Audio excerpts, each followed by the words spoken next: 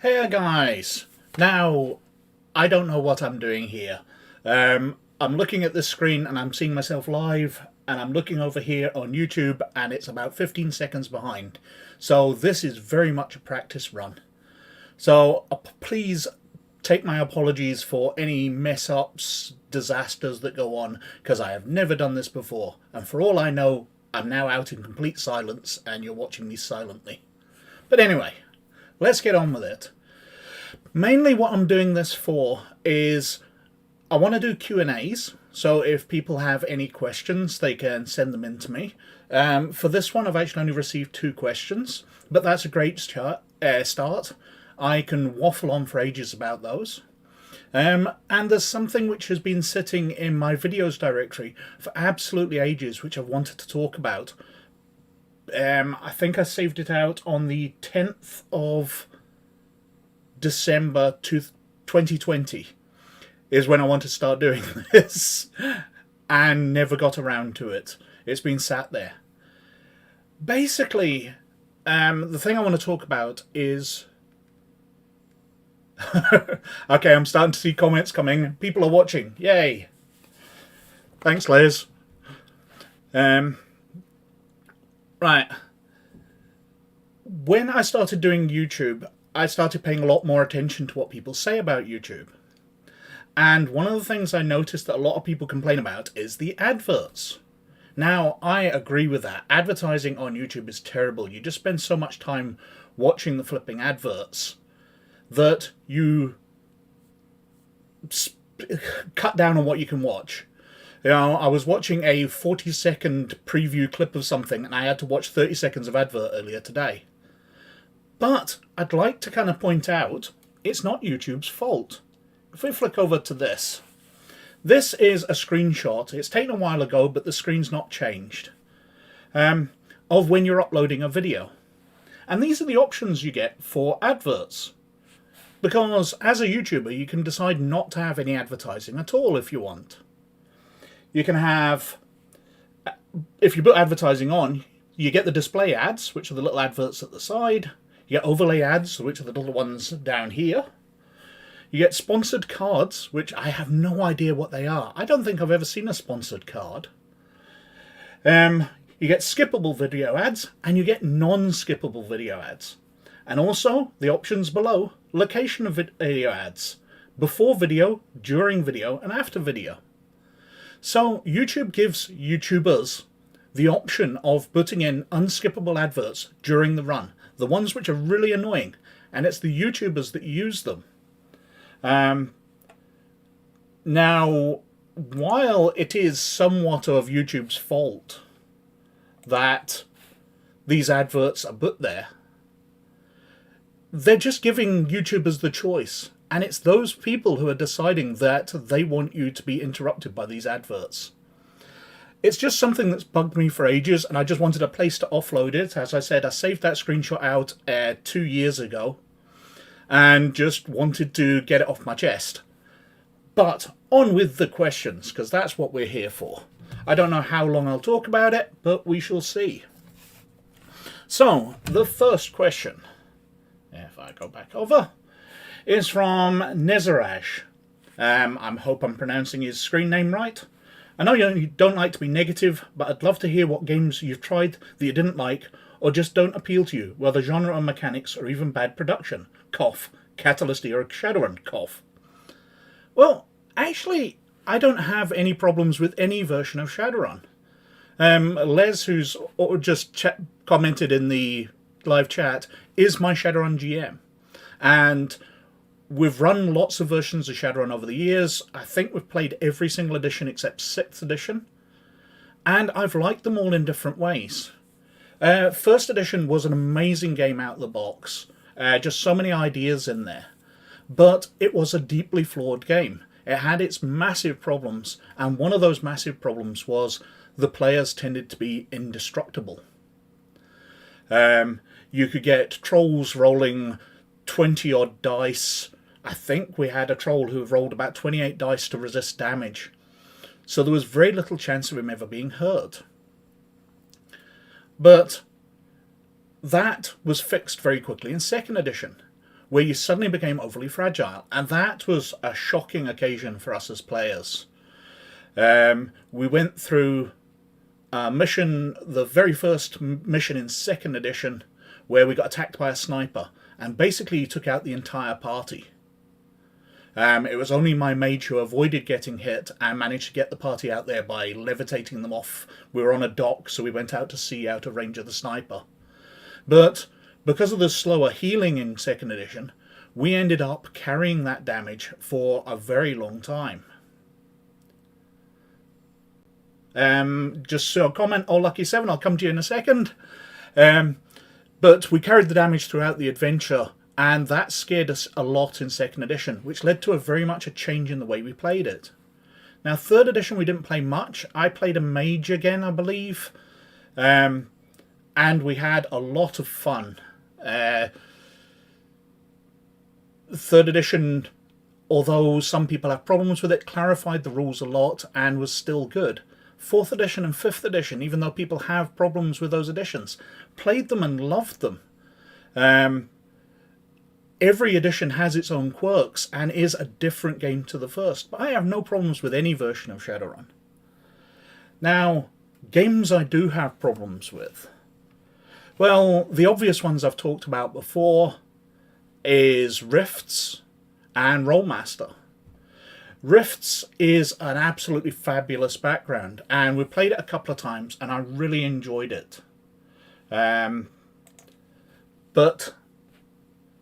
the rules are a bit of a mess. It definitely could have done with a second edition. The fact that you can have players who are playing basically a pickpocket alongside players who are some alien monster in a massive set of power armor just makes the power level so different. Now, I've seen suggestions on ways of fixing it along the lines of the Warhammer 40k role-playing games, where a Space Marine will automatically start at first level with all his extra abilities, and then if you're playing like a human pickpocket, a city rat type character, you would start as maybe 6th level, so you'd be getting lots of abilities on top to make you far more flexible than the Marine. And I think Rifts could really work that way, but Rifts is a game I wanted to love and just couldn't. Along with that, Rolemaster, a fabulous game, just so many options, so many critical hit tables which make it fascinating to play, but the books are just critical hit table after critical hit table. I hate a game where you have to pick up a rule book and just leaf through it for hours to find exactly what you need. Slows games down, and that's one of the things I really hate. Apart from that, what have I got? The FFG Star Wars game. I thought it was a very good game. Again, a game I've played, I've loved. I don't hate any game, I just have problems and things that I wanted to love the game more. And the FFG Star Wars had a problem with the special abilities your characters get. Most especially, I was playing engineer type character, scientist, and one of the abilities I picked up was the ability that once per adventure I could activate or create a device which would solve a problem. And that was just so flexible. If you're a good player, probably a GM, so you've got a lot of imagination, you can just come up with so many options to use that. So once per adventure, we're in a rebel base and we're getting attacked by TIE bombers. So I create a device which destroys their targeting sensors, so they start missing in the bombing. I modify a blaster pistol when we're being attacked by an AT-AT into an ion gun and shoot its legs and freeze it so we can escape from it. It just became so flexible if you could adapt the storyline. And I found that strangely limiting, because I could come up with a solution for the entire adventure instantly just by inventing this device, but that would create massive problems for the games master.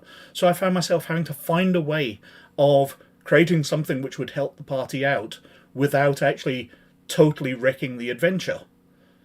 So FFG Star Wars, another one I wanted to love, but just the rules got in the way of me having total fun with it.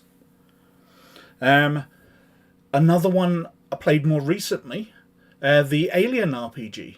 Great game, really fascinating setting. Playing it online, the virtual tabletop was absolutely brilliant to look at.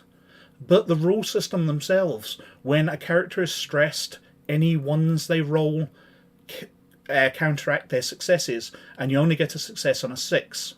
So basically it's a 50-50 chance. No matter how high your skill is, you've got as much chance of failing as you have of succeeding when your character is under stress. So there wasn't a lot of point in having high skills. Everybody could just try something and maybe succeed. They've definitely fixed that rule in the Twilight 2000 latest edition, and that's something I'm very much on board with. And the last one, I told you I could waffle on for ages on a subject, is Dark Conspiracy.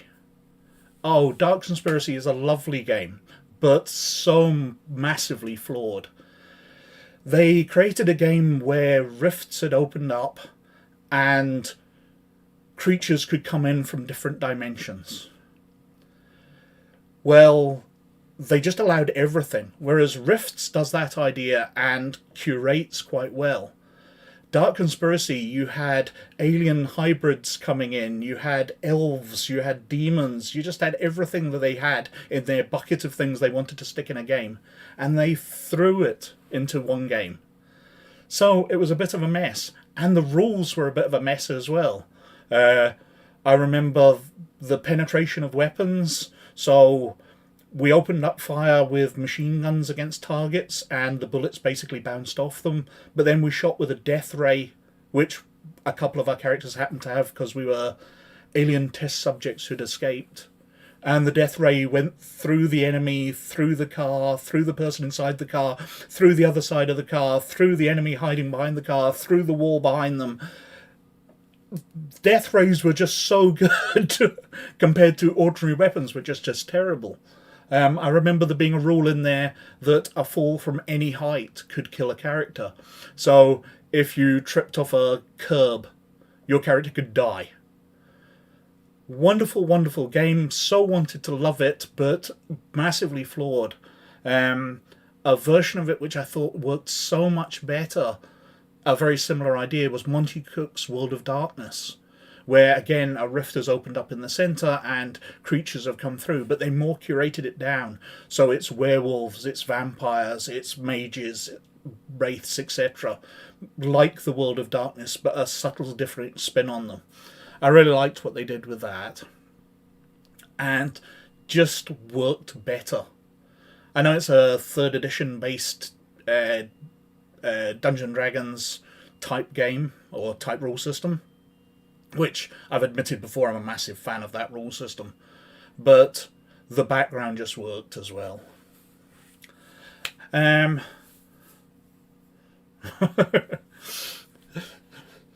The other question I've received, I forgot to open this one up. Whatever happened to the kids game? Right, a couple of years ago I spoke about running a campaign for teenagers. You know, my son Adam, who's appeared on the channel, appears on the Snackbox videos, and a bunch of his friends and children of other members of my main gaming group wanted to play. I got a gaming group at the local community centre together, and we played there. Now, I've made a video about how they destroyed my campaign. I was running 5th edition Dungeons & Dragons, and they went totally off the rails. They get hired to go to a village which is being attacked by zombies. The villagers want them to defeat the zombies and save the village, but the players decide to kill everybody in the village and team up with the necromancer that's raising the zombies, because obviously they're powerful, they want to be on their team. So the campaign which I'd got kind of plotted out in my head just went off the rails completely, and I made a video about it asking for help. Well, I barely got started on what I was going to do with that, because somebody in the comments of that video very rightly pointed out that you can use Speak with Dead magic. So that's what happened. Heroes came along, found that village massacred, spoke with dead, and found out the players had done it. And I was going to have a big trial with it. the players had gone off to do some other stuff and were heading back to the big city in the area, Waterdeep.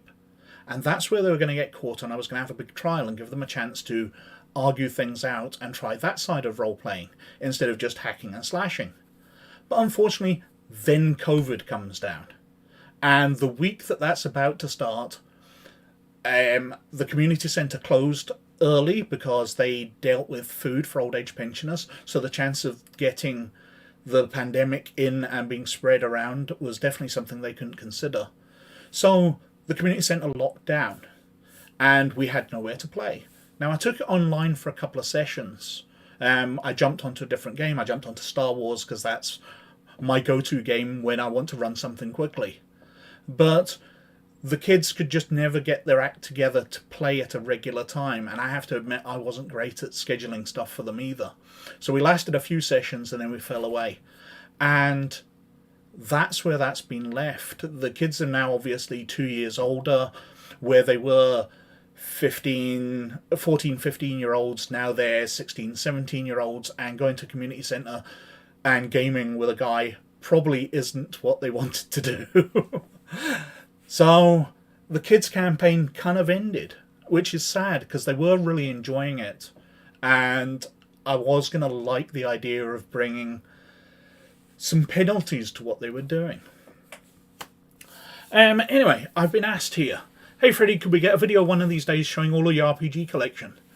I could definitely show the books behind me here, because they're relatively well laid out. They're not perfectly sorted. I've got Shadowrun stuff up on this shelf, I've got Shadowrun stuff down there, I've got Shadowrun stuff on the second shelf as well, because when I was decorating the room, I just moved everything around and then just put it on shelves to get it out of the way, because it was the end of a hard day and I was knackered, and I've never bothered sorting it out since. But I've got other shelves over behind me here, which are stacked full, and they are just piled really, really badly with books. So I can show off a bunch of my collection. I'd be more than happy to do that, go through what I've got there. But I really think I'd like to get another bookcase in and sort that stuff out. But, you know, we could see where it goes. What other comments we got in? So I've got two members of my group here. I've managed to possibly insult two of my GMs. So we've got Les and Gordon in here. Hi River, you'd like to see the collection too? Joshua Edwards, Death Ray's Skull-Covered Mantas. I don't remember that being in Dark Conspiracy. It's entirely possible. I remember us going into the woods and getting shot full of arrows by dark elves. I remember there being vampires with baseball bats, or was that a different game? But it was just so many ideas, it was fabulous. Another comment come up. I just want to know which Star Wars RPG to get. My son is really into Star Wars now. So far, based on your video, D6 seems to be the way to go. D6 is obviously way out of date. It's stopped being supported back in 1999, although there are updated rulebooks out on the internet now. The Star Wars re-up, the re-updated source books. But I personally find them very rule heavy. Going back to the original ones, it's a very simplistic system. You're rolling a certain amount of dice. Very easy. The advantage of the Wizards of the Coast versions, so Saga Edition and D20 Edition before it, is their Dungeons and Dragons.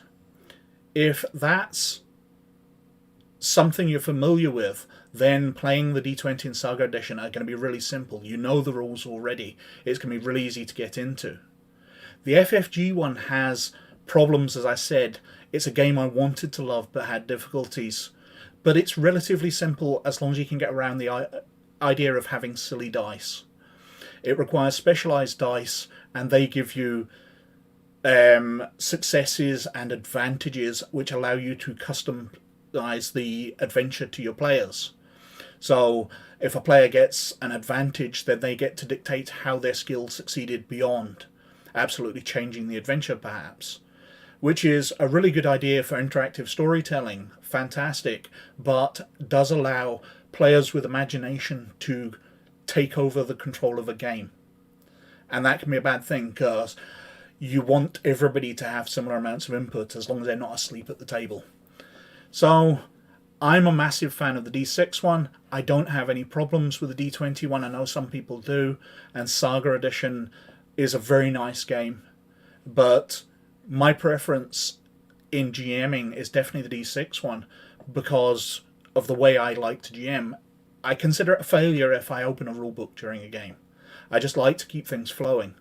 So the fact that D6 rules are so consistent, you don't need to open rulebooks. You perhaps have to look up force powers from time to time.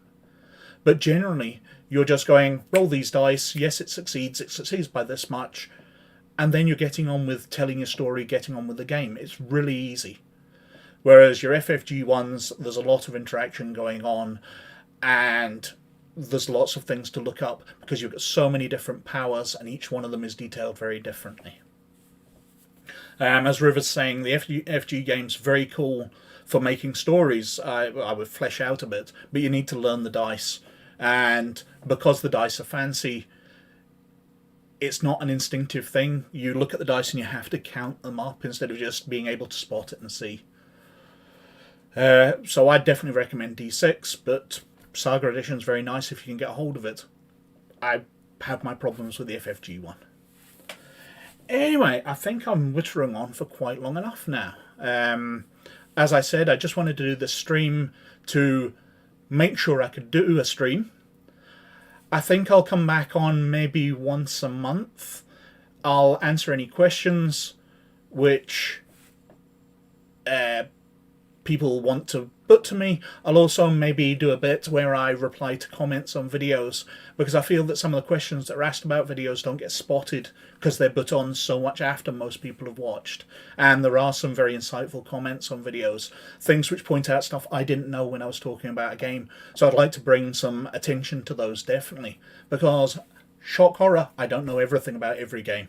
In fact, I know very little about all games. So Tacos has come back on. Thanks for the insight. Helps a lot. We played the West End game Ghostbusters RPG and we both loved it. Yeah, if you know those rules, you will love it. The Star Wars game really works under those rules. You'll be familiar with how it works.